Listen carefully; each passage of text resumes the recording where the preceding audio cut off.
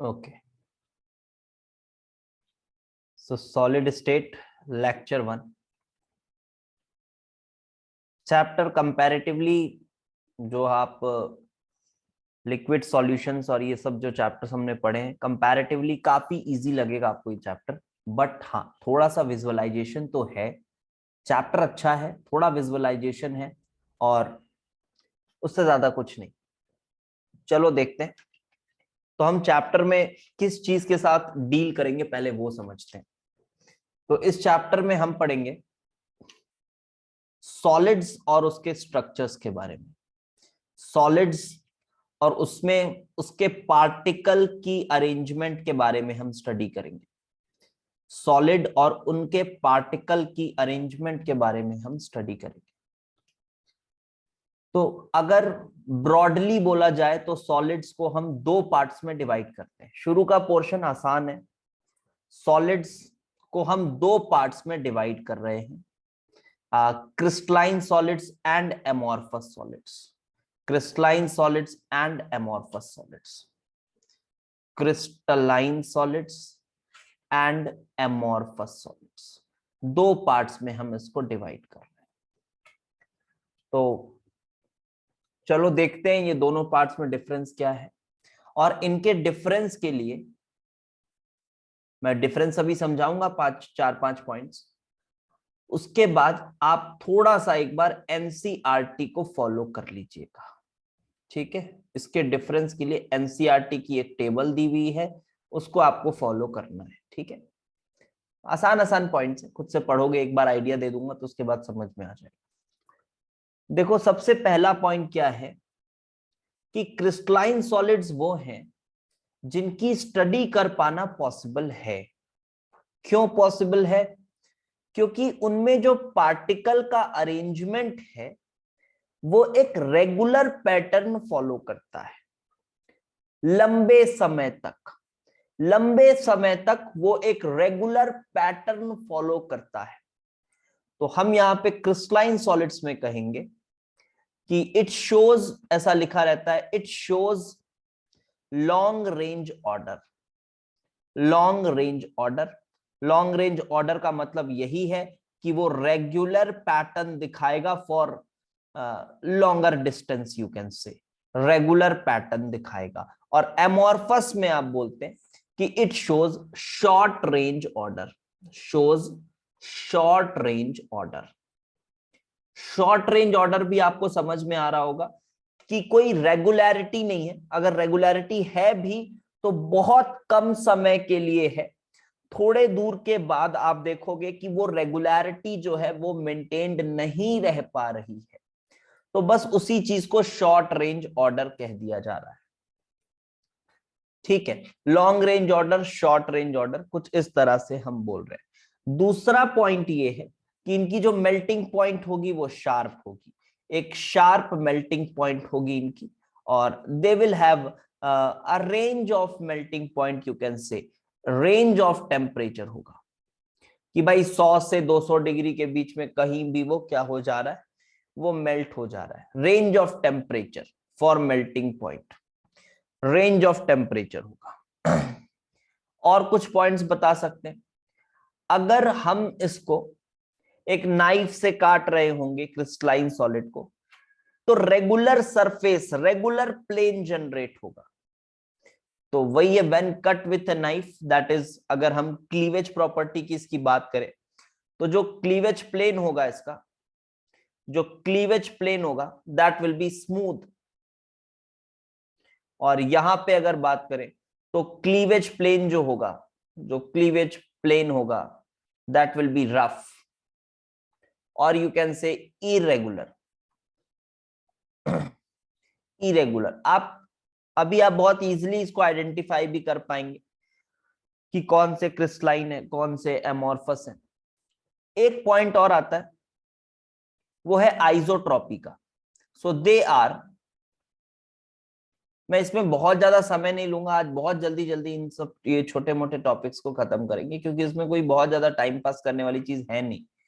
They are anisotropic, they are anisotropic in nature, but these are isotropic, these are isotropic। अब ये point एक बार मैं समझा सकता हूं थोड़ा सा। देखो आइसोट्रॉपिक का क्या मतलब है, तो आइसोट्रॉपिक टर्म का मतलब है कि कुछ प्रॉपर्टीज की जो उनकी प्रॉपर्टीज हैं उनको अगर हम अलग अलग डायरेक्शन से मेजर करते हैं, when measured along different directions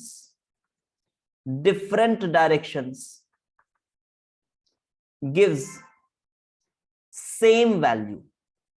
अलग अलग डायरेक्शन से भी आप मेजर करो तो वो सेम वैल्यू दे रही होगी, तो वो आइसोट्रॉपिक है। एनाइसोट्रॉपिक जस्ट इसी का उल्टा, डिफरेंट वैल्यूज। देखो जो पहली बार पढ़ते हैं तो ये देखकर लगता है यार कि नहीं क्रिस्टलाइन तो फिर सिमेट्रिकल है ना यार, वो तो सिमेट्रिकल है, वो तो एक ही जैसा है, रेगुलर है, रेगुलर है तो अलग अलग डायरेक्शन से वो सेम वैल्यू देना चाहिए। ये तो इरेगुलर है, ये तो इरेगुलर है तो ये डिफरेंट वैल्यू देना चाहिए।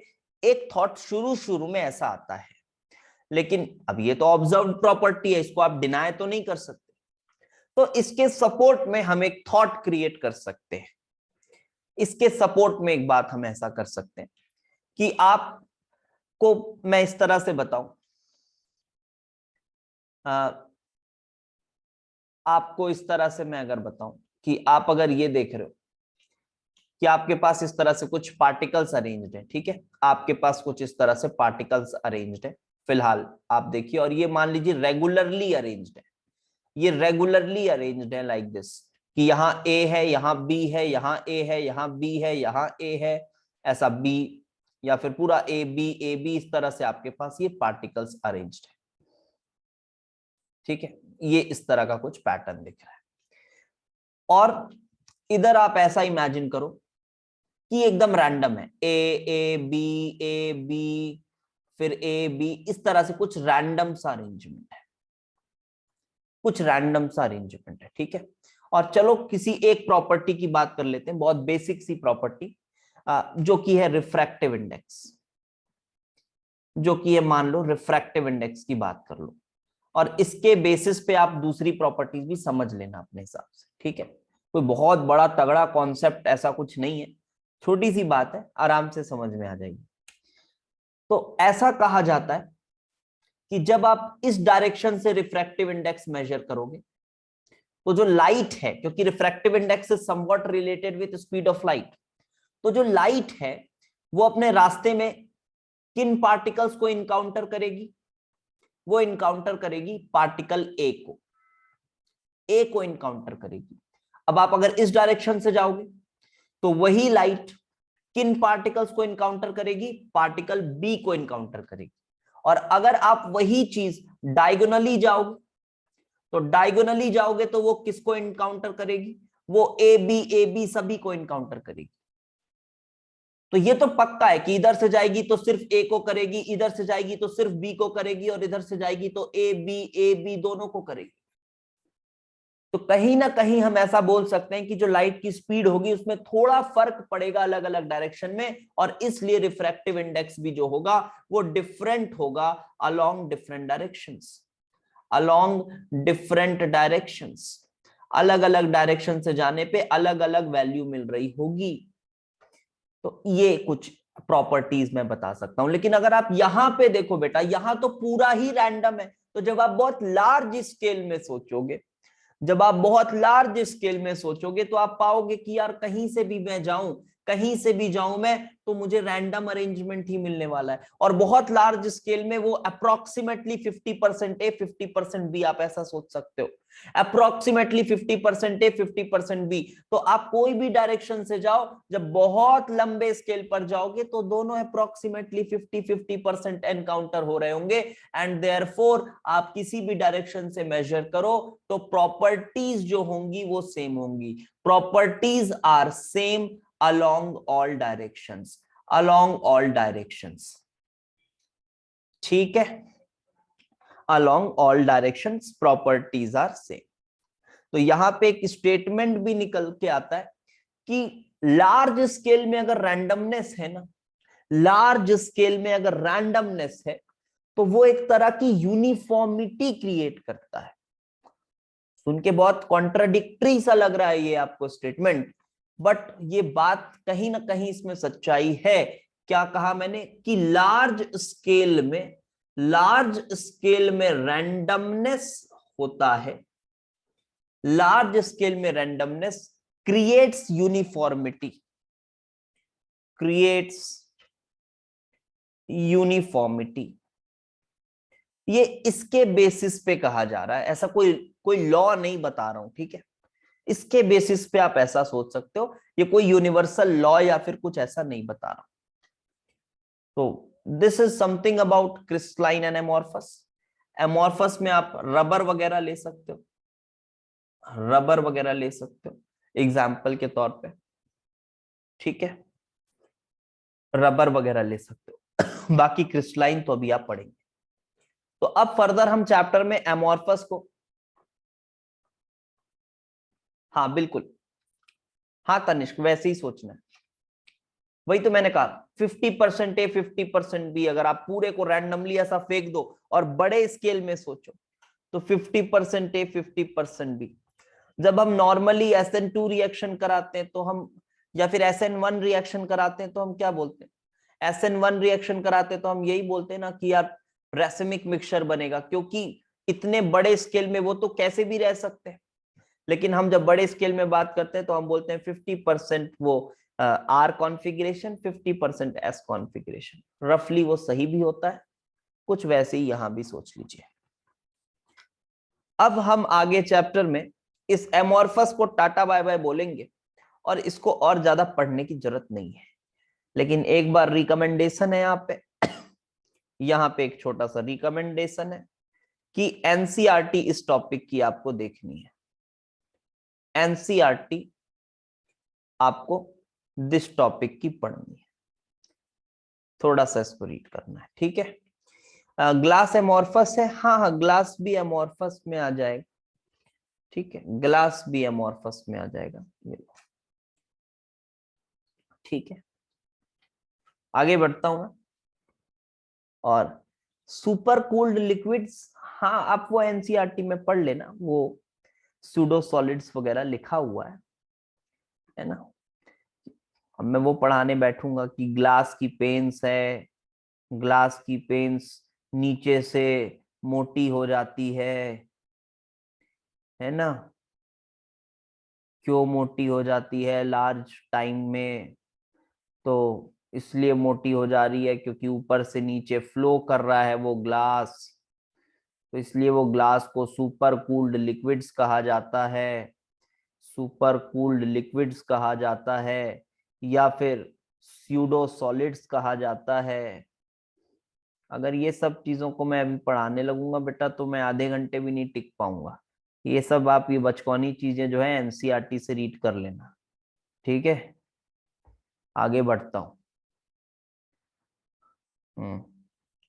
चलो अब हम क्रिस्टलाइन सॉलिड्स का क्लासिफिकेशन देखेंगे, ठीक है। Classification of crystalline solids, classification of crystalline solids.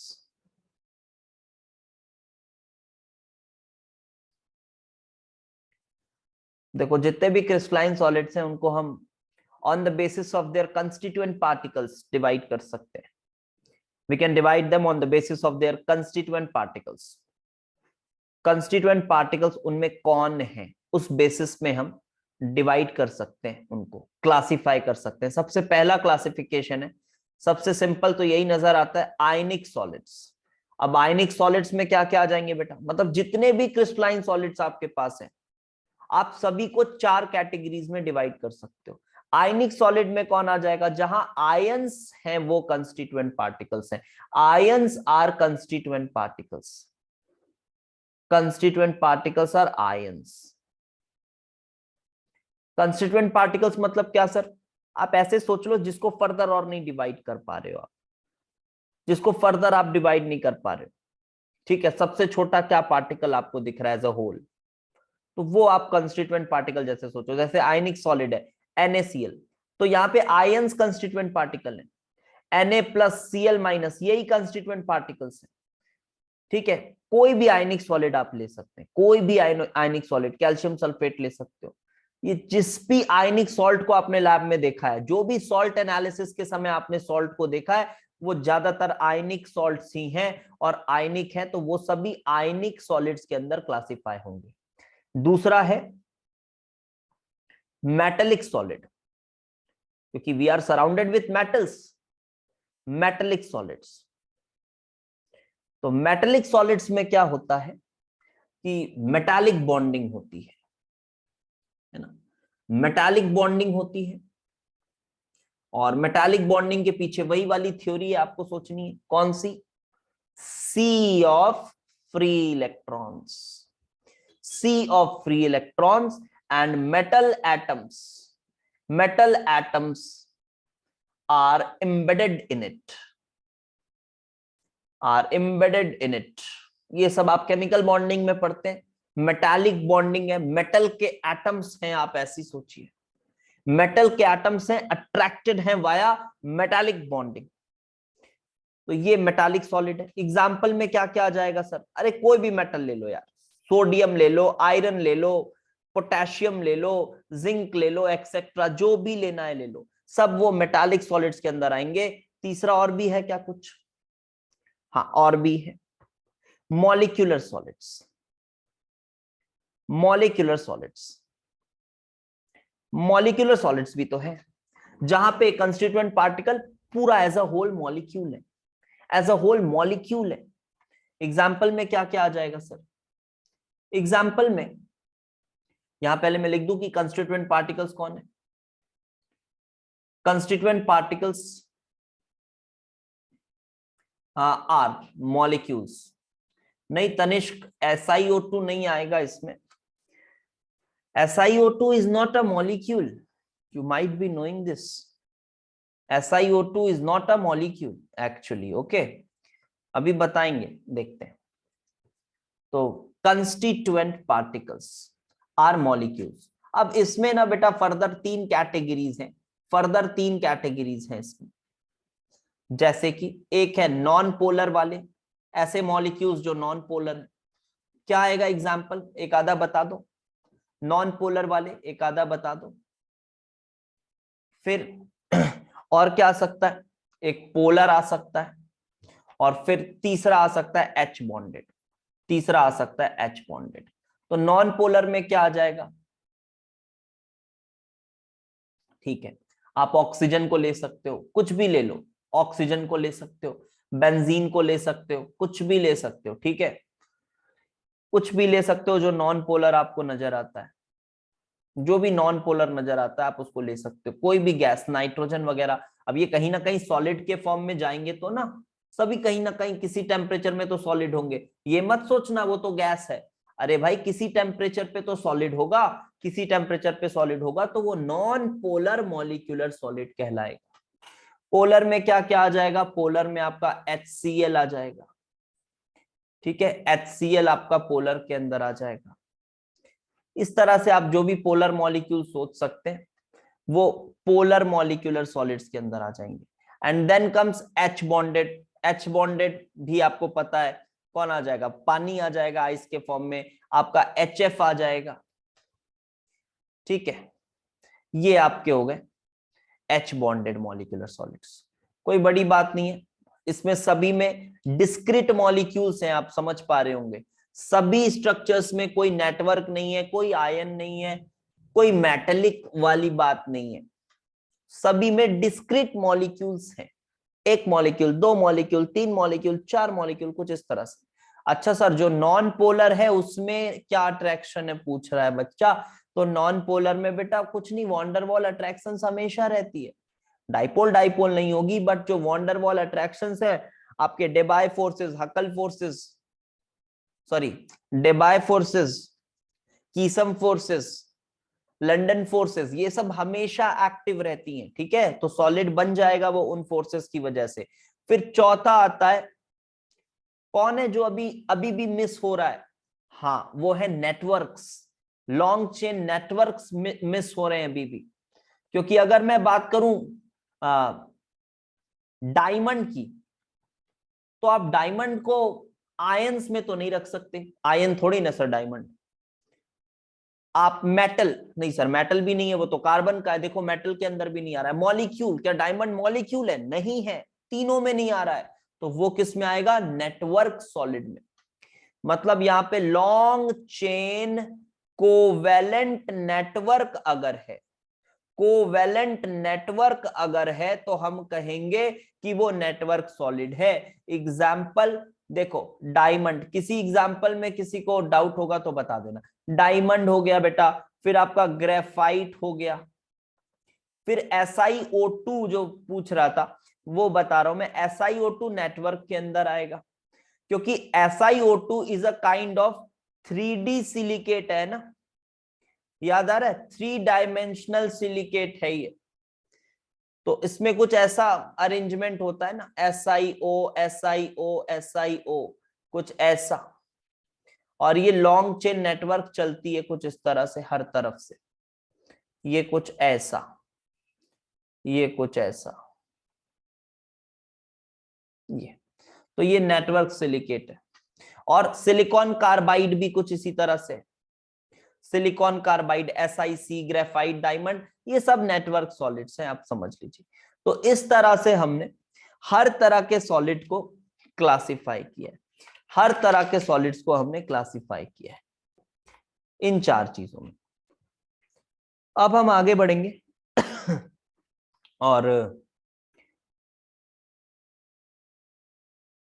जी हाँ, पॉलीमर्स भी इसी में आ जाएंगे, पॉलीमर्स भी इसी में आ जाएंगे, ठीक है, ले लेते हैं, आ जाएंगे पॉलीमर्स, क्योंकि पॉलीमर भी कोई डिस्क्रीट मॉलिक्यूल्स तो है नहीं, तो इसी में आ जाएंगे।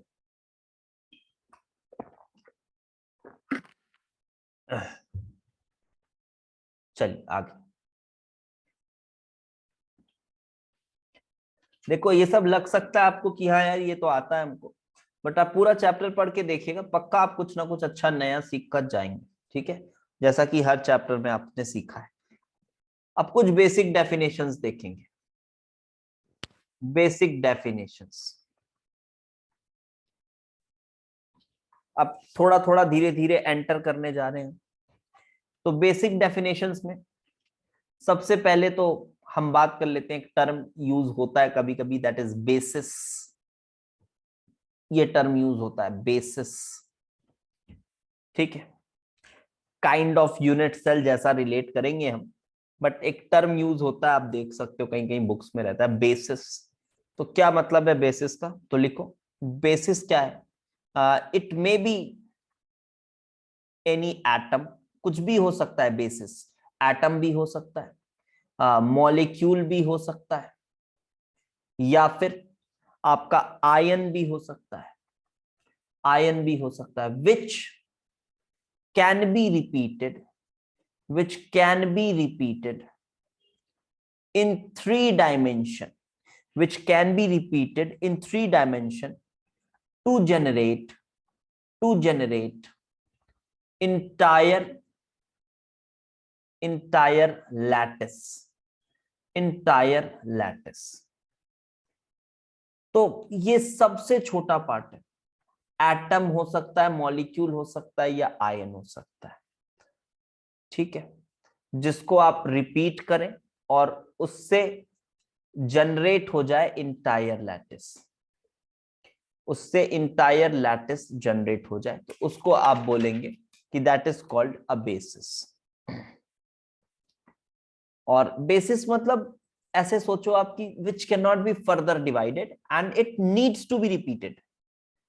फर्दर और डिवाइड नहीं कर सकते उसको, लेकिन उसको रिपीट करके आपको बनाना है। For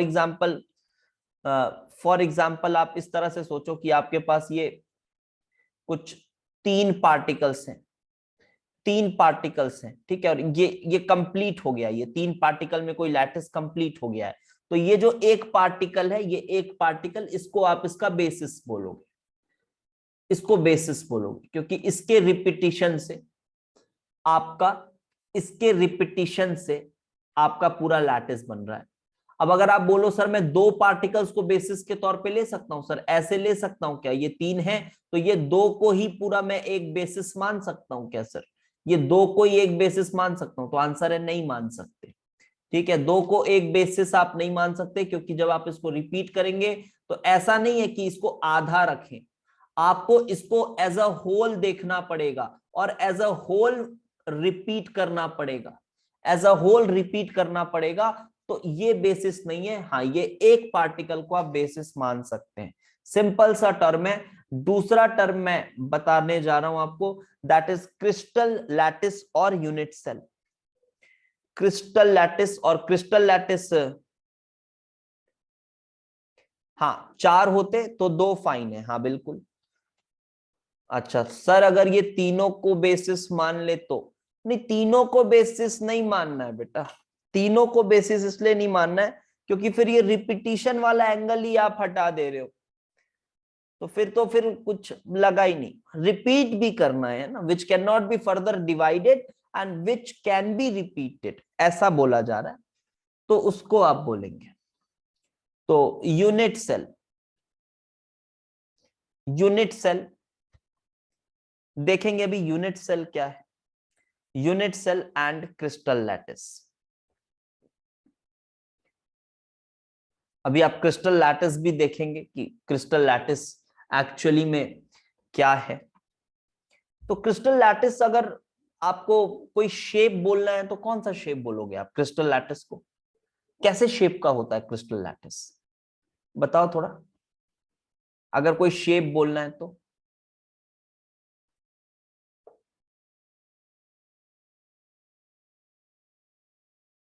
cuboid,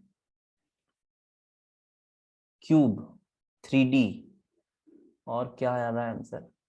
cube, cube, cube से बड़ा लगाव है आप लोगों को। हेक्सागन, ओ,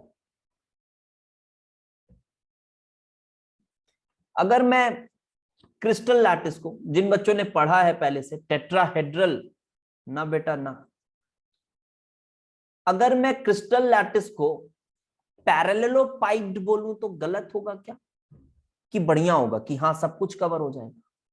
पैरेललोपाइप्ड है ना, हाँ। तो क्रिस्टल लैटिस को क्या बोलना है? यस, तो पैरेललोपाइप्ड, अब यही बोलना है, क्रिस्टल लैटिस को पैरेललोपाइप्ड बोलना है। तो इसके अंदर सब कुछ कवर हो जाता है। और क्या यूनिट सेल भी पैरेललोपाइप्ड होगा? क्या यूनिट सेल भी पैरेललोपाइप्ड होगा अगर ये 3D क्रिस्टल लैटिस की बात कर रहे हैं? बताओ, क्या यूनिट सेल भी पैरेललोपाइप्ड होगा? यस, ये भी पैरेललोपाइप्ड होगा, क्यों नहीं होगा? अभी पढ़ा रहा हूं यूनिट सेल क्या है, वो मैं पढ़ा रहा हूं। तो this is also kind of parallelepiped, ये भी पैरेललोपाइप्ड है। 3D की बात कर रहा हूं, अब आप कोई 2D लैटिस लेके मत आ जाना कि सर ये देखो ये नहीं है, 3D की बात कर रहा हूं। तो यूनिट सेल तो हम डिफाइन करते हैं इस तरह से कि this is the smallest portion of the crystal lattice, this is the smallest portion of the crystal lattice. Crystal lattice मतलब वही parallelepiped lattice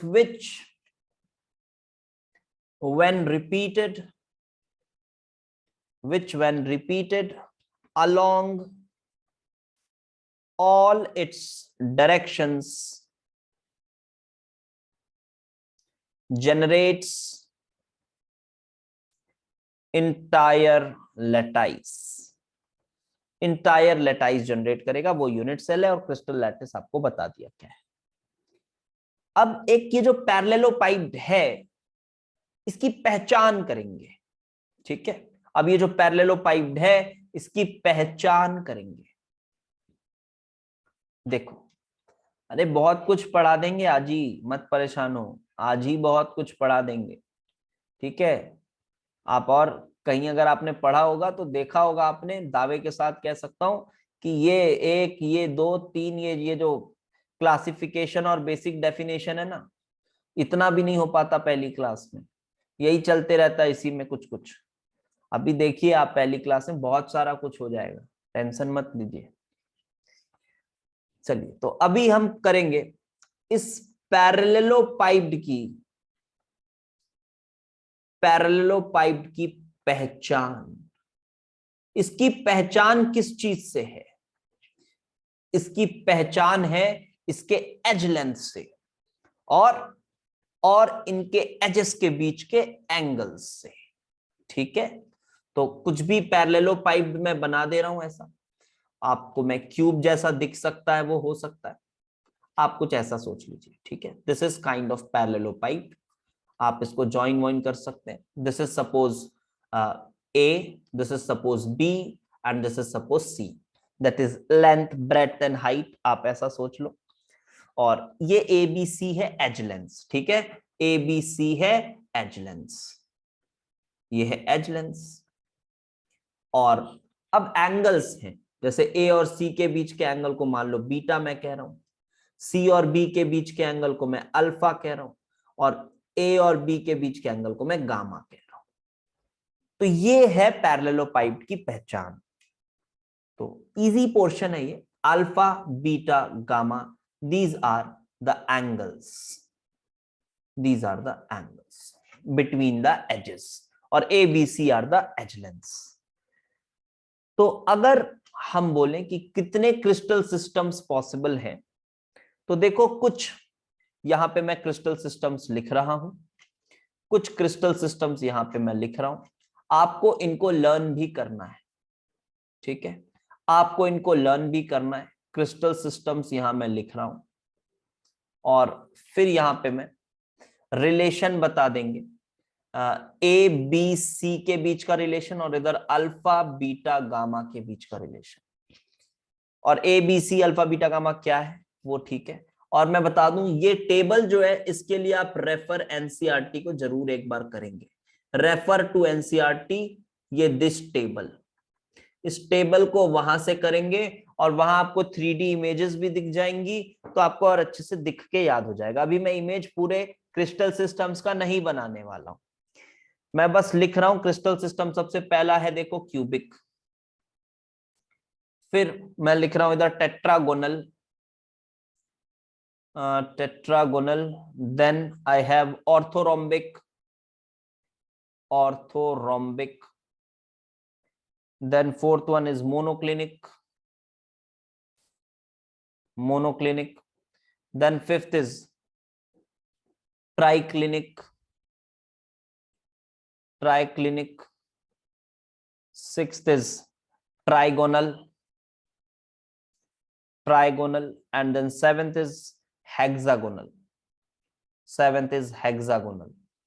A B c और ए अल्फा बीटा गामा के बीच का relation, a is equal to b is equal to c, a is equal to b not equal to c, a is not equal to b not equal to सी।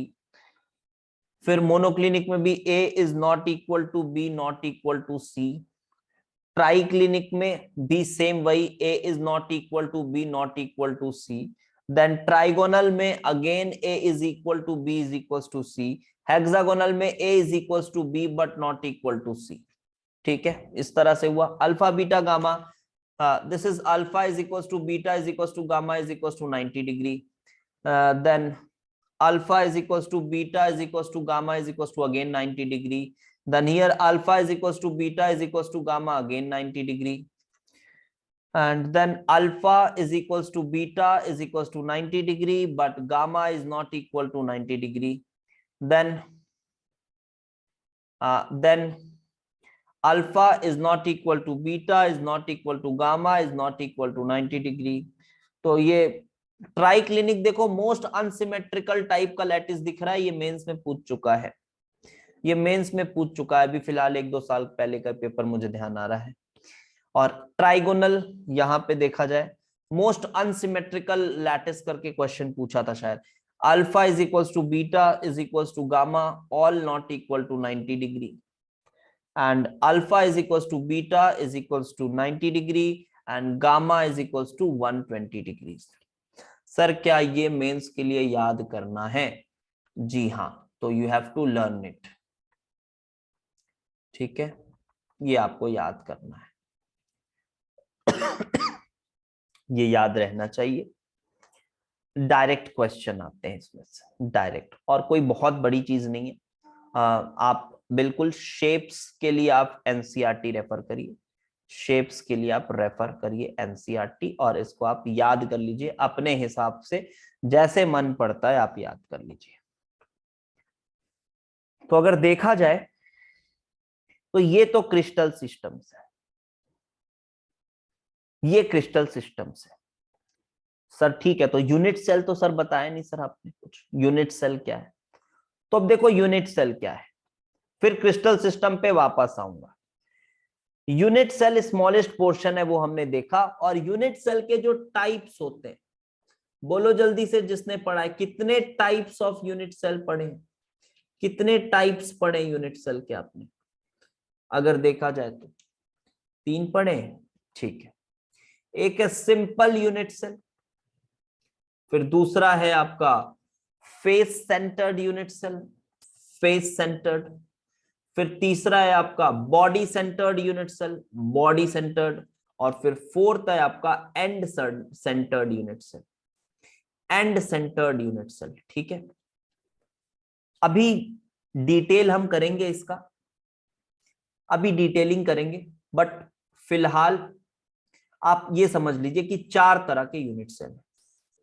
इसकी detailing करेंगे अभी, बिल्कुल इसकी detailing करेंगे, chapter इसी से start होता है असली। तो 4 तरह के यूनिट सेल है। तो अगर आप यहां पे देखो कि कितने क्रिस्टल सिस्टम्स बन सकते हैं, जैसे क्यूबिक में, क्यूबिक में कितने यूनिट सेल बन गए, मान लो कितने तरह के यूनिट सेल बन गए? 4 तरह के, 1 2 3 4। टेट्रागोनल में भी 4, ऑर्थोरोम्बिक में भी 4। तो इस तरह से अगर देखा जाए तो टोटल कितने तरह के लैटिस बन सकते हैं अलग अलग? 28। कितने बन सकते हैं? 28। ठीक है, बट ब्रेवाइस ने ये बताया, ब्रेवाइस ने ये बताया कि 14 types of crystal lattices are possible. 14 types of lattices ही पॉसिबल। ठीक है, मोनोक्लिनिक में alpha is equals to gamma नहीं होता, मैंने गलत लिख दिया क्या?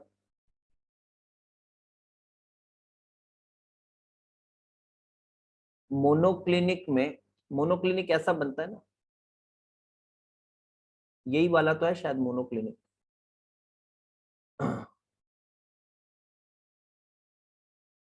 ये मोनोक्लिनिक यही वाला तो है।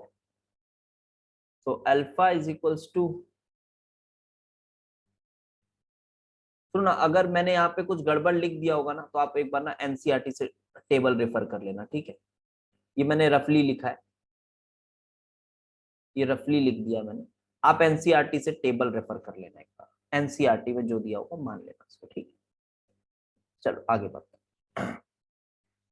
तो वो सीधे याद ही करना है, रटना ही है, और शेप आपको दिख जाएगा वहां बना हुआ, ठीक है? उसमें फालतू टाइम पास नहीं करते। चलो देखो, 14 types of crystal lattice possible है, ब्रेबाइस ने ऐसा कहा। अब इसके पीछे जब उससे पूछा गया कि भाई तुम ऐसा कैसे कह सकते हो, तुम ऐसा कैसे कह सकते हो, 14 कैसे हैं, हमने तो 28 देखने। तो फिर उसने कुछ अजीबोगरीब मैथमेटिक्स यूज की, ठीक है? अजीबोगरीब मैथमेटिक्स यूज की। Alpha is equal to gamma ही दिया हुआ है, ठीक है? मोनोक्लिनिक के लिए करेक्ट कर देता हूँ, alpha is equal to gamma दिया हुआ है, ठीक है? और beta is not equal to 90, ऐसा ही दिया हुआ है ना? अभी ठीक है? और रेफरेंस यही वाला लिया ना एनसीईआरटी ने भी, एक बार देख लो, वो भी बता दो, बुक खोल लियो तो बता दो। रेफरेंस यही लिया ना, इसको अल्फा, इसको बीटा, इसको गामा, ठीक? ओके, चलो ठीक है। सो तो 14 types of crystal lattices are possible. ये ब्रेवाइस ने कहा। तो जब उसको कहा गया कि भाई 28 में से आप 14 कैसे बोल रहे हो, 14 कैसे बोल रहे हो, तो उसने ना फिर एक अजीबोगरीब मैथमेटिकल स्किल्स निकाले और उसके बाद उसने कुछ सिमेट्री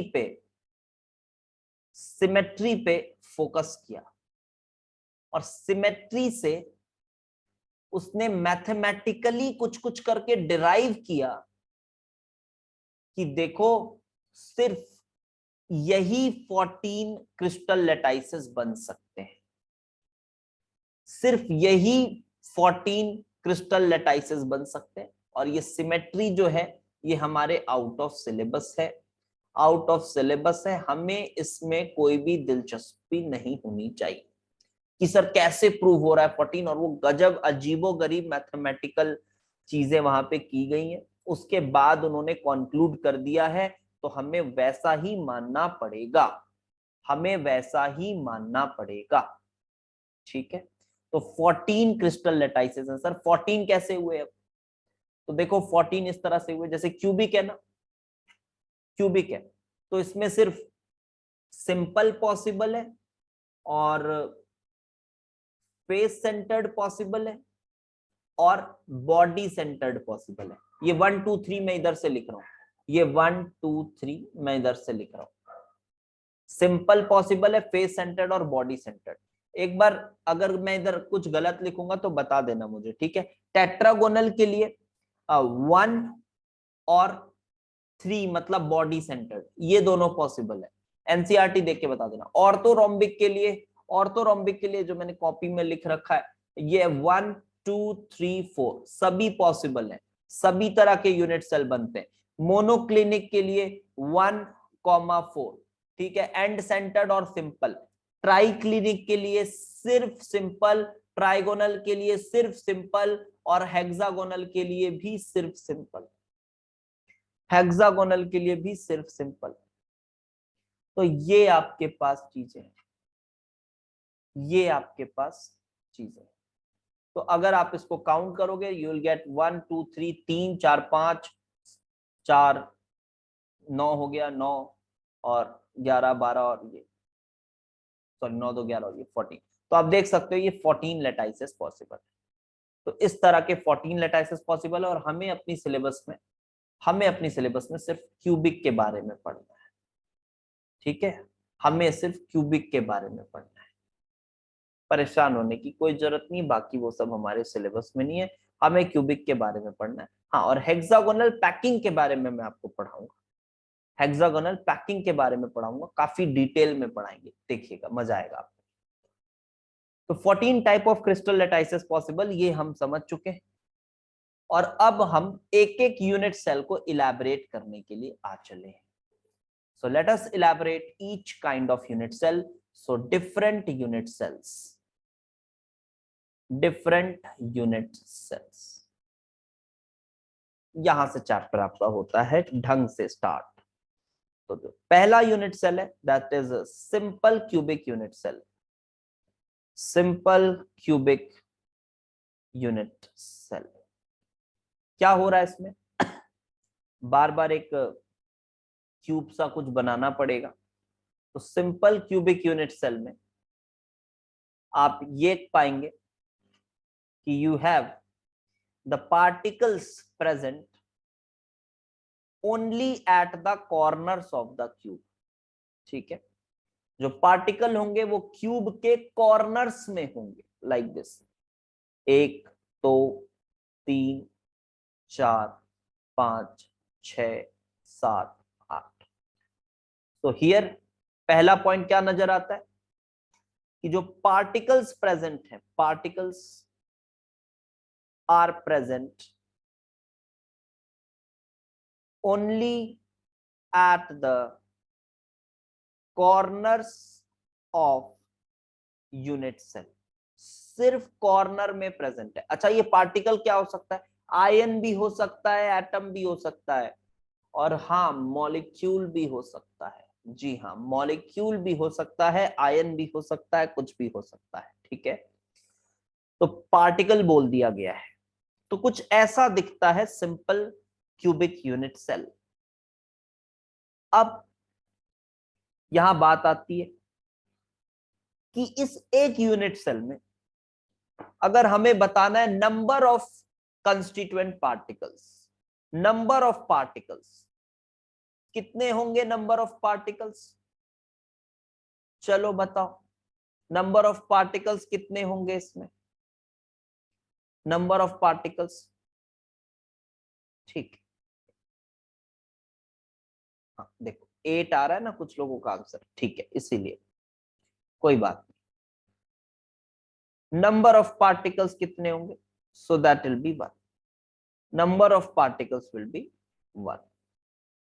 बिकॉज बेटा अगर आप ध्यान से थोड़ा सा विजुअलाइज करो, अगर आप ध्यान से विजुअलाइज करो तो ये वाला जो पार्टिकल है ना, ये जो पार्टिकल है, ये इस यूनिट सेल में, इस यूनिट सेल में इसका सिर्फ 1/8 पार्ट आ रहा है, 1/8 पार्ट आ रहा है, बाकी ये 8 अलग अलग यूनिट सेल से शेयर्ड है।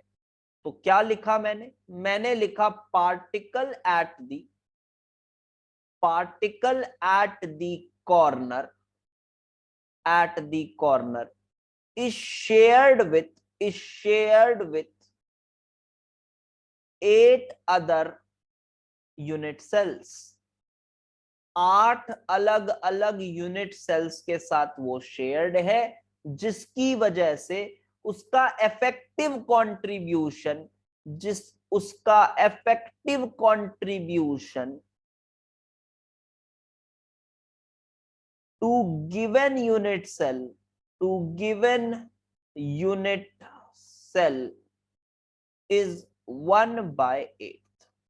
इतना ही इफेक्टिव कंट्रीब्यूशन है 1/8 का गिवन यूनिट सेल में। आई होप आपको ये भी दिख गया होगा कि ये 8 में कैसे शेयर्ड है, ठीक है, 8 में कैसे शेयर्ड है, आई होप आपको दिख गया होगा। अगर नहीं दिखा है तो मैं रफली थोड़ा सा बता दे रहा हूं, रफली बता दे रहा हूं फॉर द स्टूडेंट्स जो पहली बार पढ़ रहे हैं, सभी को लेकर चलना है।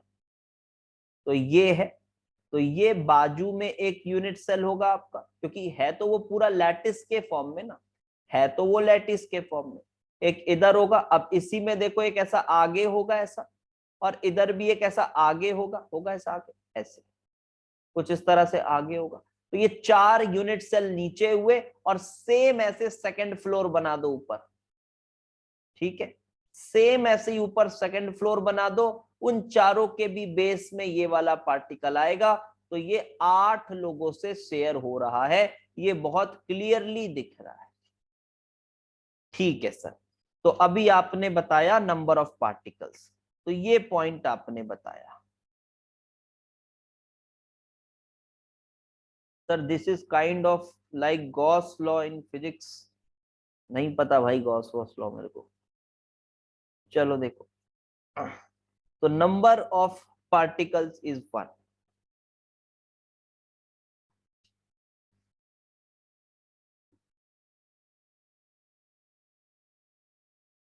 अच्छा, है क्या ऐसा, होगा कुछ, मैं अनपढ़ आदमी हूं, नहीं पता मेरे को कुछ। चलो देखो, अब आगे देखें।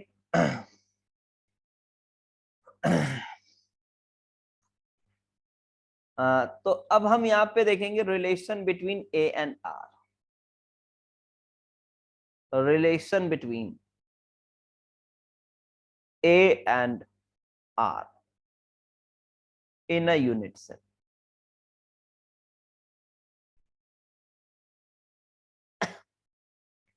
तो इसी में अगर आप यूनिट सेल को देखें,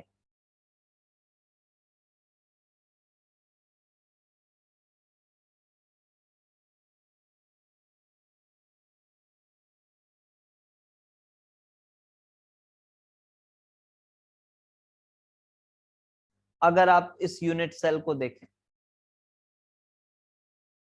तो फिर आप पाएंगे कि ये 2 पार्टिकल्स, ये मैं सिर्फ 2 पार्टिकल्स कॉर्नर वाले बना रहा हूं, ऐसे ही हर कॉर्नर में होगा। वो 3D शेप है तो ड्रॉ नहीं किया जा सकता बहुत प्रॉपरली। तो आप यहाँ पे क्या पा रहे हैं, ए क्या है बेटा, ए क्या है, ए है एज लेंथ, ठीक है, ए जो है वो है एज लेंथ, ए एज लेंथ है, और आर जो है वो हर स्फीयर का रेडियस है। पार्टिकल्स को हम स्फीयर मान के चल रहे हैं, तो radius of sphere.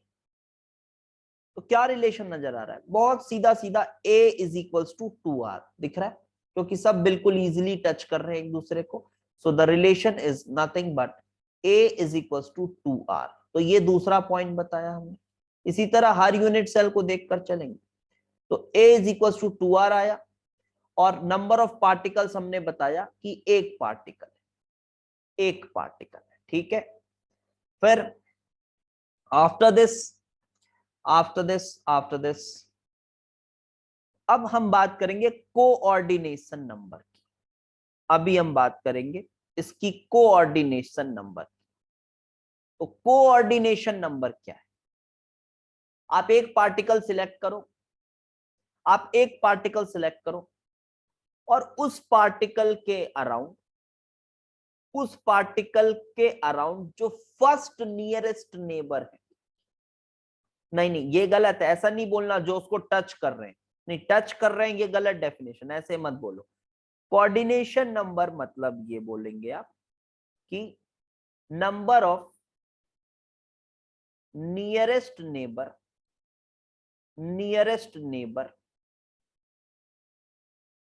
For a given particle,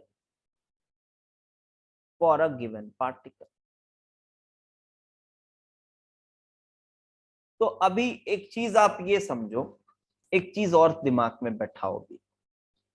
actually में वहां कोई यूनिट सेल नहीं है ना? ये सब समझ में तो आ रहा होगा। एक्चुअली में कोई ऐसे क्यूब नहीं है। एक्चुअली में क्या है? एक्चुअली में तो वहां सिर्फ पार्टिकल्स है। एक्चुअली में तो सिर्फ पार्टिकल्स है वहां पे। हम उन पार्टिकल्स का छोटा छोटा क्लस्टर बना रहे हैं, कुछ क्यूब्स के फॉर्म में, उनके सेंटर्स को जोड़ के छोटा छोटा क्लस्टर बना रहे हैं, और उनको हम यूनिट सेल बोल रहे हैं। इस बात को समझिए। आप इमेजिन जब भी करिए, तो आप एक बार एक के बाद एक ऐसे पूरे पार्टिकल्स हैं वहां पे। कोई यूनिट सेल या क्यूब नहीं है। हम अपने हिसाब से यूनिट सेल बना रहे हैं। हम जिस भी पार्टिकल से स्टार्ट करना चाहें वहां से यूनिट सेल बन जाएगा, ठीक है।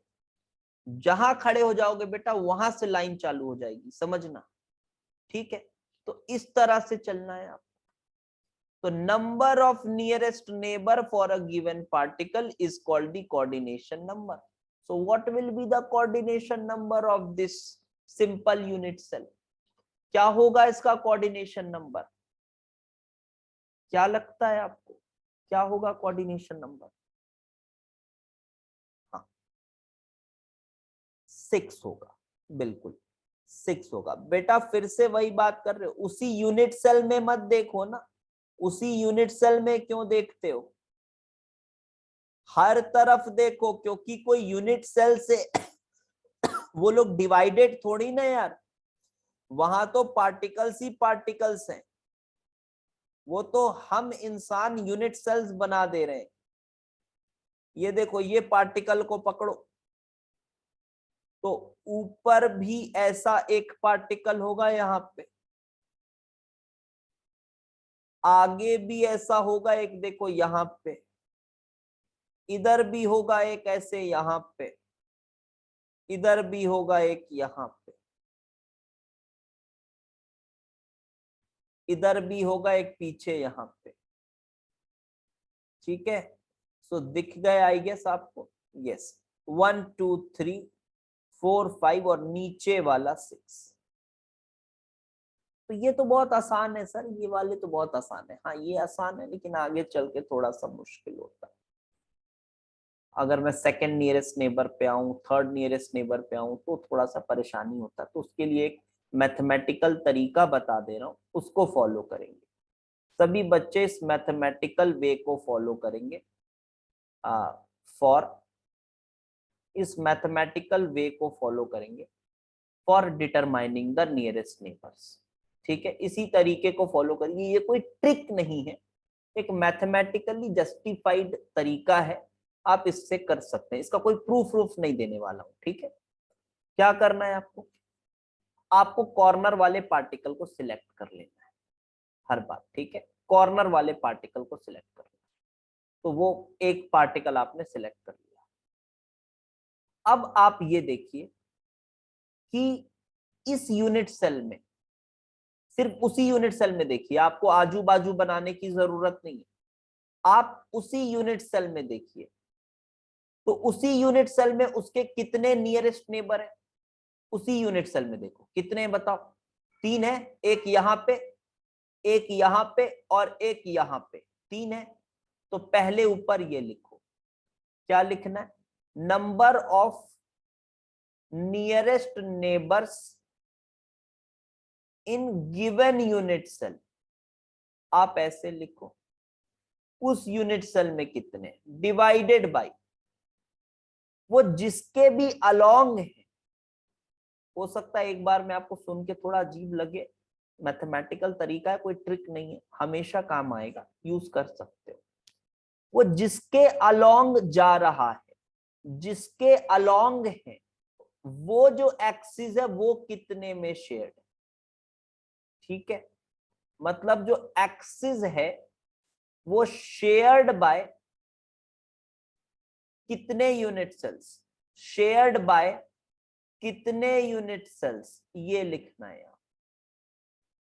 और फिर सिंस आपने कॉर्नर वाले पार्टिकल को सिलेक्ट किया था, वो 8 लोगों से कंट्रीब्यूशन रहती है, तो इनटू 8 कर दें, ठीक है।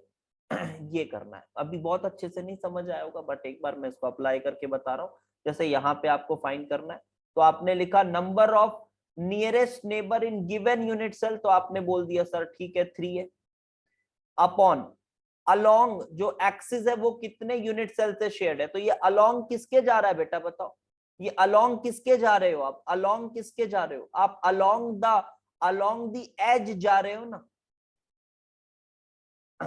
नहीं, हेक्सागोनल के लिए नहीं बता रहा हूं भाई, क्यूबिक के लिए बता रहा हूं मैं ये सब, ठीक है। ये क्यूबिक लैटिस के लिए बता रहा हूं, क्यूबिक लैटिस के लिए,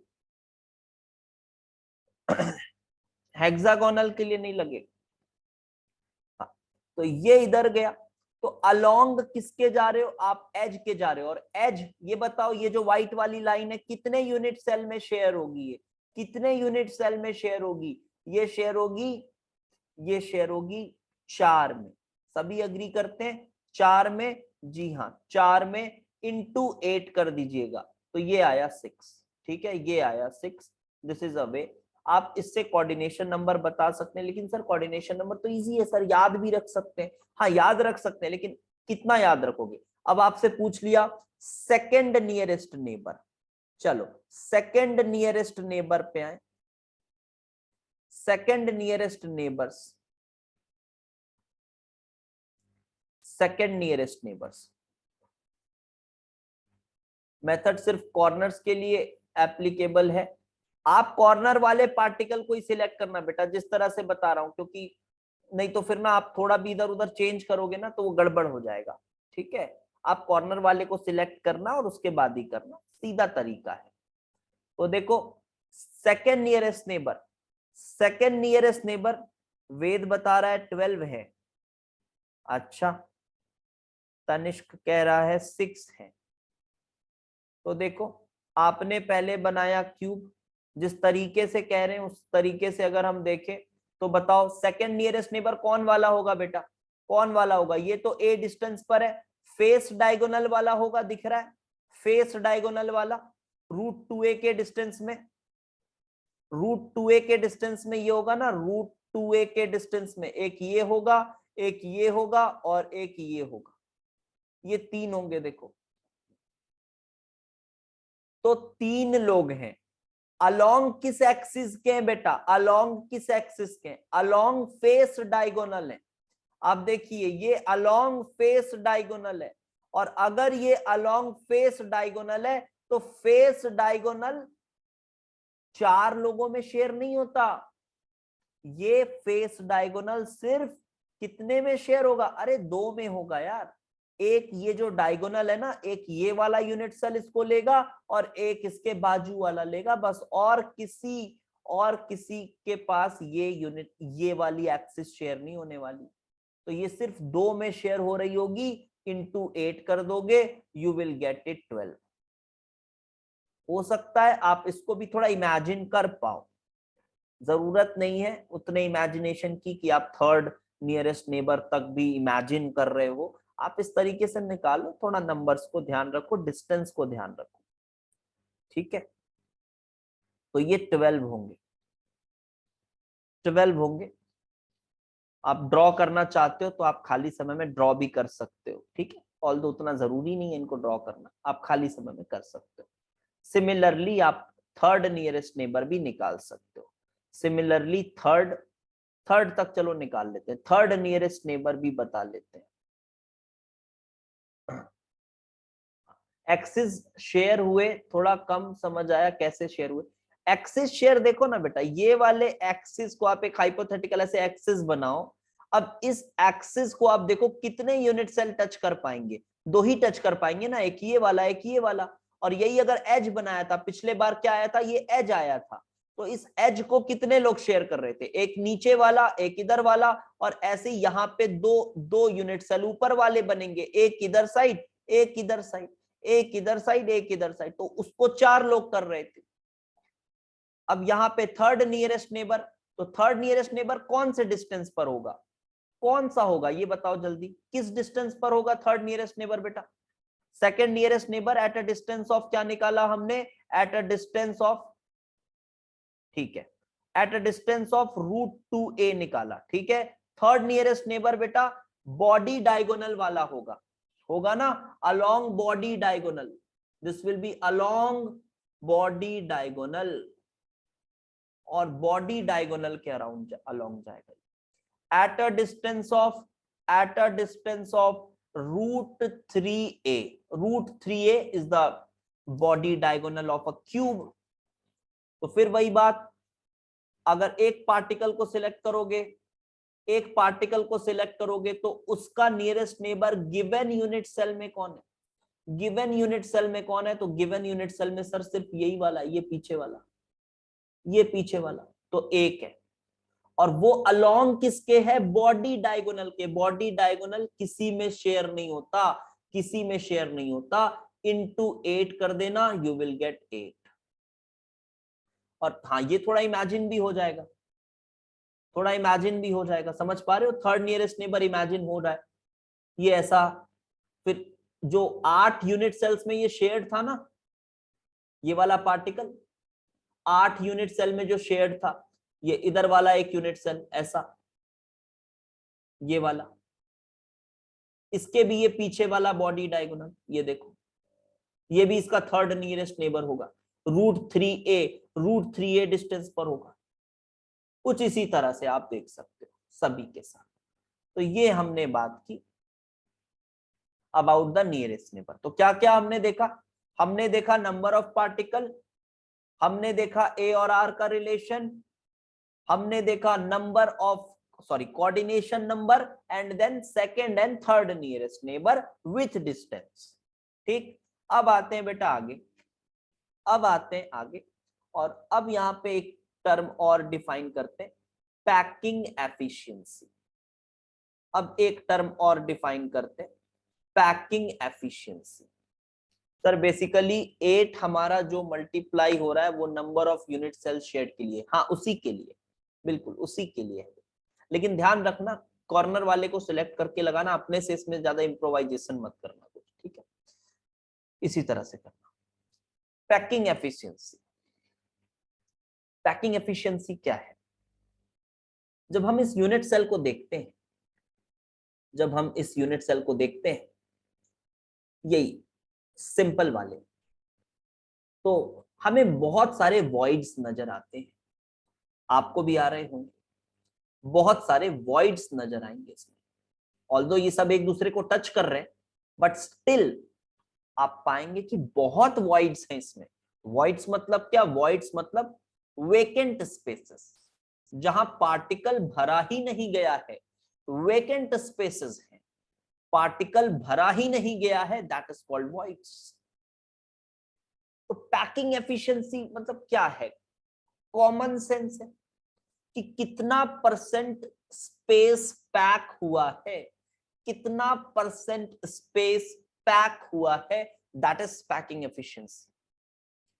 तो कैसे निकालेंगे सर? 3D की बात कर रहे हैं सर, 3D की बात कर रहे हैं तो कोई एरिया तो होगी नहीं, वॉल्यूम होगा। तो जी हाँ, तो क्या बोलेंगे आप? Volume of particles, volume of particles divided by volume of unit cell, volume of unit cell multiplied by 100। ठीक है, मल्टीप्लाइड बाय 100। 2021 में काफी सुंदर क्वेश्चन आया था पैकिंग एफिशिएंसी से, अगर आपने किसी ने देखा होगा तो। किसी को याद है? बढ़िया क्वेश्चन आया था, उन्होंने बीसीसी टाइप का स्ट्रक्चर कुछ बनाया था, पेपर 1 का शायद तीसरा क्वेश्चन था। अच्छा क्वेश्चन था वो। ठीक है। सो ऐसा डायरेक्ट नहीं था कि एकदम नंबर उठा के पूछ रहा है एनसीईआरटी से, ऐसा नहीं था। पार्टिकल्स के साइज को थोड़ा वेरी किया था, एक छोटा बड़ा किया था। 74 था आंसर, नहीं 74 तो नहीं था, क्योंकि 74 तो फिर अपना वो एफसीसी की पैकिंग हो जाती, ना वो एफसीसी था ना बीसीसी था, बीच का कुछ आ रहा था। मस्त क्वेश्चन था। बहुत बच्चों ने नेगेटिव किया था उसमें।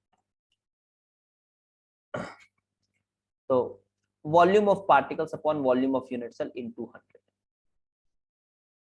तो अब यहां पे सर वॉल्यूम ऑफ पार्टिकल कैसे निकालें? कितने पार्टिकल? एक ही पार्टिकल है सर। कैसा है? क्यूब है सर, सॉरी स्फीयर है, तो 4/3 पाई आर क्यूब। ठीक है।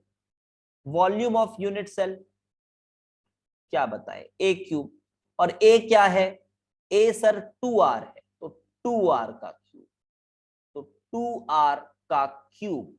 तो आप देखिए वेरिएबल आर आर कैंसिल हो जाएगा, और फिर ये जब इनटू 100 होगा तो ये आपको पैकिंग एफिशिएंसी देगा ऑफ अराउंड 52.4%।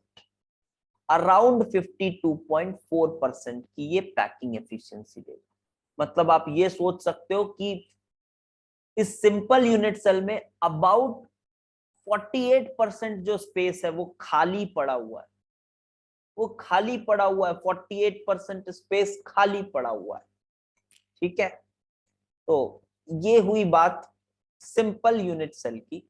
चलो अब दूसरे यूनिट सेल की ओर चलते and let's talk about face centred cubic unit cell. Face centred cubic unit cell.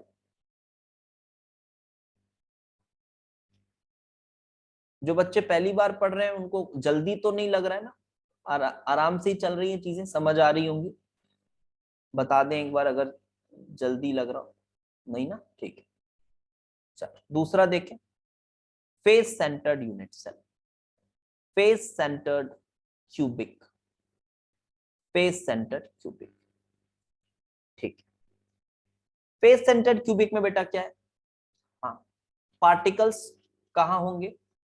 Corners में तो होंगे ही होंगे, कॉर्नर्स में तो हमेशा रहेंगे। कॉर्नर्स के साथ साथ हर फेस के सेंटर में होंगे, कॉर्नर्स के साथ साथ हर फेस के सेंटर में। ये है फेस सेंटर। अब फेस सेंटर को भी ऐसे ही देखेंगे जैसे हमने सिंपल वाले को देखा, वैसे ही फेस सेंटर को भी देखेंगे। तो मैं पार्टिकल्स छोटे छोटे बना रहा हूं, अब आप उसको फिर समझिएगा ठीक से। और ये कुछ इस तरह से,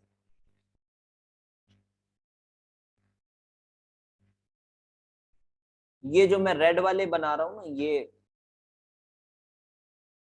ये आपके फेस के बीच वाले हैं। ठीक है। तो पार्टिकल्स कहां कहां पे? फेस के सेंटर्स में होंगे, फेस सेंटर्स प्लस कॉर्नर्स तो ऑब्वियस है, वो तो होगा ही होगा, कॉर्नर्स तो ऑब्वियस है, वो तो होगा ही होगा। तो फिर वही बात, नंबर ऑफ पार्टिकल्स कितने होंगे सर? तो देखो नंबर ऑफ पार्टिकल्स अब आप भली भांति समझ चुके हो कि अगर कॉर्नर वाले की कंट्रीब्यूशन देखें तो कॉर्नर वाले की कंट्रीब्यूशन तो फिर वही है, 8 है जरूर, लेकिन एक की कंट्रीब्यूशन तो 1/8 ही है। तो कॉर्नर वाले कुल मिला के 1 पार्टिकल हुए। और फेस वालों को आप अगर देखो बेटा, फेस वालों को बताओ ये कितने में शेयर होगा। जैसे अभी फेस डायगोनल, जैसे अभी फेस डायगोनल को हमने देखा कि इस पे सिर्फ इस यूनिट सेल और इसके बाजू वाले यूनिट सेल का ही हक है, इस पार्टिकल पे सिर्फ इन्हीं दोनों का अधिकार है। तो वो 2 लोगों से शेयर हो रहा है, और ऐसे 6 हमारे पास पार्टिकल्स हैं। तो 6 into 1/2, the result is 3। So total particles is 4। तो टोटल पार्टिकल 4 हो गए। ठीक है, टोटल पार्टिकल हमारे इसमें 4 हो गए। ठीक है सर, चलो एक कंक्लूजन तो आया हाथ। अब आओ ए और आर के बीच के रिलेशन में, relation between A and are, relation between A and r, a और आर के बीच का रिलेशन। तो बेटा आप अगर इसका टॉप व्यू देखोगे, इसका आप टॉप व्यू देखो ऐसे, यहां से टॉप व्यू, तो क्या नजर आएगा? कुछ ऐसा नजर आएगा कि इसका टॉप व्यू देखो अगर आप, तो its top view will be like this. आप समझने की कोशिश करना, अगर आप ऊपर से इसको देख रहे होगे तो it will be like this ना, कि बीच में एक ऐसा है, कुछ ऐसा सर्कल बीच में, और फिर बाकी ये 4 ऐसे दिखेंगे आपको। I hope this is clear. थोड़े टेढ़े मेढ़े बनेंगे ही, वो समझ लेना। अगर आप इसको ऐसे टॉप से देखोगे तो आपको ये 5 पार्टिकल्स दिख रहे हैं, 4 और ये 5। ये बीच वाला दिख छोटा रहा है, लेकिन वो पूरा कवर कर रहा होगा इस तरह से। तो ठीक है, ये ऊपर वाला फेस हुआ, ये टॉप व्यू हुआ। अब अगर आप बेटा इसके फेस के डायगोनल को बनाओ, फेस के डायगोनल को बनाओ, दिस इज फेस डायगोनल। तो फेस डायगोनल किसके बराबर होता है? तो sir face diagonal, let us call it यार ए बी। तो A B face diagonal, we all know it is √2 times of a, this is face diagonal, and at the same time it is also equal to, this is small r, this is small r, this is small r, and this is also small r. At the same time this is equal to 4 times of small r. So a is equals to 2√2 r. ठीक है, 2√2 r। ठीक, done. This is the relation between A and R, ये A और r के बीच का relation. चलो आगे बढ़ते, कोऑर्डिनेशन नंबर भी बता देते हैं एक बार इसका, जल्दी से बता दो यार आप लोग, कोऑर्डिनेशन नंबर बता दो इसका। बता पा रहे हैं कोऑर्डिनेशन नंबर? ठीक है, बढ़िया। कोऑर्डिनेशन नंबर 12 हो गया, ठीक है, बढ़िया। कोऑर्डिनेशन नंबर, कोऑर्डिनेशन नंबर, तो नियरेस्ट नेबर ही देखना है। तो ठीक है, अगर हमने इसका कोऑर्डिनेशन नंबर देखा, उसी तरीके से कुछ देखा, कुछ उसी तरीके से अगर हमने कोऑर्डिनेशन नंबर देखा तो आप निकाल पाएंगे। इमेजिन अगर हो रहा है तो अच्छी बात है, ठीक है, फर्स्ट नियरेस्ट नेबर इमेजिन भी हो जाता है, लेकिन वो फिर आप कोशिश करो सर मैं थर्ड फोर्थ नियरेस्ट नेबर निकालूंगा, फिर सबको इमेजिन करूंगा, जरूरत नहीं है। होने को हो भी जाएगा, बट जरूरत नहीं है, ठीक है। आप उतना टाइम पास मत करिएगा, जो कॉन्सेप्ट्स बता रहे हैं उनको ध्यान रखें। ये इधर, फिर सामने पीछे, इधर नीचे ऊपर, ठीक। अब अगर फर्स्ट नियरेस्ट नेबर की बात करें तो किस डिस्टेंस पर होगा? Eight a distance of, distance बताओ जल्दी, डिस्टेंस ऑफ a/√2 पे आ रहा है क्या? a/√2 पे आ रहा है, ये वाले आएंगे ना, ये वाले, ये ग्रीन वाले, ये 1, ये 2 और ये 3, यही आएंगे इस येलो वाले के। हाँ सर, यही तो आने चाहिए। फेस डायगोनल का आधा डिस्टेंस है, देखो फेस डायगोनल का आधा, दैट इज a/√2 का डिस्टेंस। सर ये वाला ज्यादा पास दिख रहा है, अरे दिखने से क्या होता है, ये तो a डिस्टेंस पर है, ये तो a डिस्टेंस पर है, ये थोड़ी, वो तो a डिस्टेंस पर है, लेकिन ये a/√2 डिस्टेंस पर है। तो अब अगर फिर से वही करें तो कितने लोग हैं यहाँ पे, 3 है। अलोंग क्या है, अलोंग अलोंग फेस डायगोनल है, फेस डायगोनल 4 लोगों से इंटू 12 कर देंगे and you will get, sorry not 12 यार, सॉरी इंटू 8 करेंगे एंड यू विल गेट, कुछ गलत हुआ, 4 नहीं होंगे यार, सॉरी माय मिस्टेक, 2 लोगों से शेयर होंगे ना वो, अलोंग ये जा रहा है, अलोंग फेस डायगोनल 2 लोगों से इंटू इंटू 3/2 इंटू यहां पे करेंगे 8, तो दिस विल बी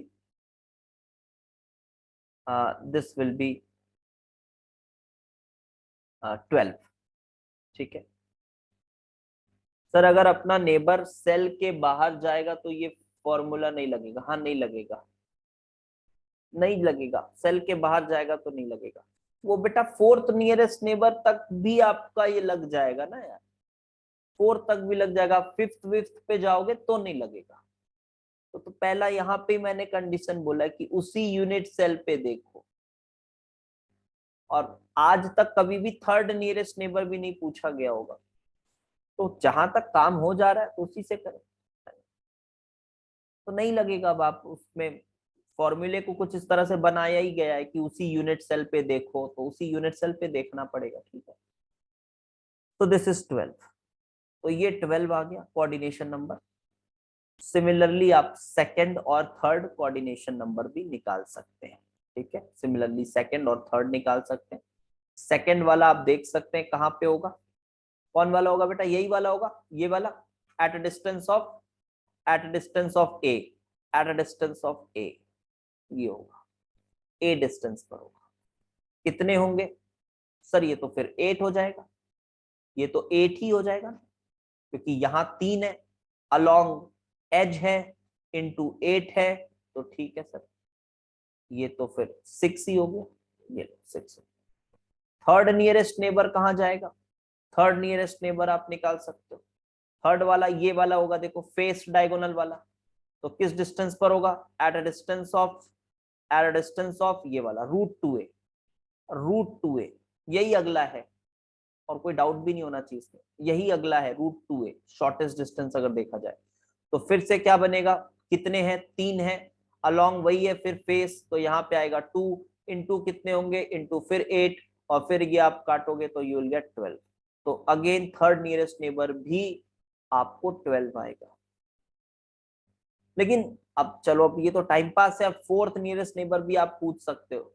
अच्छा बच्चा पूछ रहा है sir please explain the third one again, ठीक है बेटा, थर्ड वन देखो ना, आप बताओ कौन होना चाहिए थर्ड वन, ये तुम्हारा a/√2 डिस्टेंस पर हो गया, ये तुम्हारा a डिस्टेंस पर हो गया, तो अब अगला शॉर्टर कौन दिख रहा है, अगला कौन दिख रहा है, अगला यही दिख रहा है ना, √2a वाला। तो देखो ना, फिर से वही देख लो, यहाँ पे एक है, फिर यहाँ पे एक है, और यहाँ पे एक है, ये तीनों है थर्ड नियरेस्ट नेबर, ये तीनों थर्ड है, जिनको मैं ऐसा व्हाइट कर रहा हूं, कंप्लीट व्हाइट, ये ओके, समझ आ गया। फोर्थ वाले कौन होंगे, देखो फोर्थ तक भी ये फॉर्मूला लग जा रहा है, √3 √2a, फोर्थ वाले कौन होंगे, जी हाँ, फोर्थ वाले बॉडी डायगोनल लग रहा है, हाँ ऐसी गलती करते हैं बच्चे, लगता है उनको कि बॉडी डायगोनल वाला होगा, लेकिन क्या लग रहा है आपको, आप अगर इसको देखो, ये दिख रहा है, ये उससे भी करीब है, ये उससे भी करीब है, अल्टरनेट वाला फेस आप देखिए तो, ओके आप डिस्टेंस भले निकाल के देख लीजिएगा, बॉडी डायगोनल वाला जो है ना वो फिफ्थ है, बॉडी डायगोनल वाला फिफ्थ होगा, देख लेना आप, बॉडी डायगोनल के डिस्टेंस है √3a। सर कैसे पता चलेगा हमको, अरे डिस्टेंस निकालना है यार, नॉर्मल सा राइट एंगल ट्रायंगल बनाओ, बहुत ज्यादा लगता है, और लगा लो पाइथागोरस थ्योरम, ये देखो, ठीक है, यहां से आपको देखिए। तो फोर्थ वाले की डिस्टेंस क्या आ रही है यार, किसी ने निकाली हो तो बता दो। At a distance of what, at a distance of root √3 divided by √2, ठीक है, √3 बाय √2a, ये डिस्टेंस आ रहा है भाई, ठीक है। और नंबर कितना आएगा, तो ये वाली जो एक्सिस है ये तो अंदर ही चल रही है ना इसके, ये अंदर ही चल रही है। और कितने हैं ऐसे, देखा जाए तो कितने हैं ऐसे, उसको पिंक कलर से शो कर दे रहा हूं मैं, चलो एक तो ये हुआ, दो कैसे हैं, दो कैसे हैं बेटा, तीन है ना, देखो ना, एक तो ये हुआ, अब एक ये पीछे वाला फेस, ये वाला भी तो हुआ ना पीछे वाला, ये भी तो सिमिलर है, ये भी तो वही है। और एक अगर यहां से नीचे आओ और एक नीचे इधर आओ, तो ये भी वही है, ये तीनों भी वही हो गए, देखो ये तीनों भी वही हो गए, तीनों फोर्थ नियरेस्ट नेबर है, तीनों फोर्थ नियरेस्ट नेबर है।